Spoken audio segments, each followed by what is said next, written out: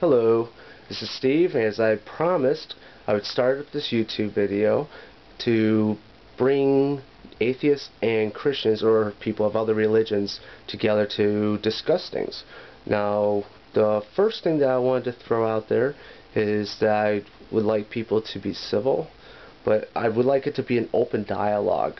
As long as there's no slamming or spam or just stuff that's completely off topic. I'm not going to delete anybody's comments because I want to keep it open. I want to keep it uncensored for the most part, just to engage, allow people to discuss how they discuss things. Yeah, so the first thing I want to bring up is Noah's Ark. Now there's been digs and people have been trying to find this thing, and the Ark was supposedly found. I don't remember this, but it was like, I would say about 10 years ago.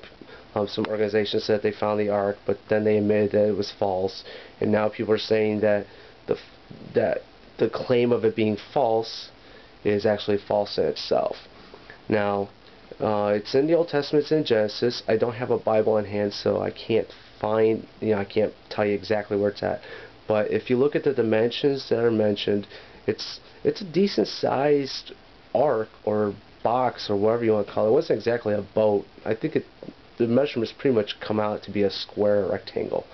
But the scriptures say that Noah took 2 of everything onto the ark, and I think this is just ridiculous because, for me, I think it's ridiculous because how can you have 2 of everything? Even the species and animals that weren't even discovered yet, how can you bring them all onto the ark? I mean, it's kind of ridiculous.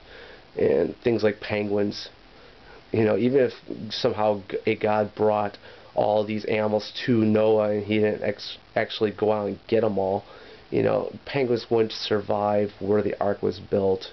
And plus the protozoa, bacteria, and then the plant life, 2 of every plant life, he's going to uproot everything. I know that maybe the scriptures don't talk about the plant life, but it's something to be considered because the cells, they're living organisms as well. Also the food. How are you going to feed all those things?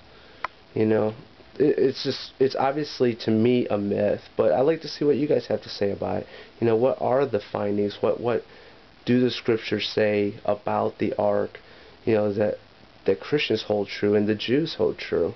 So just comment box is open, so discuss.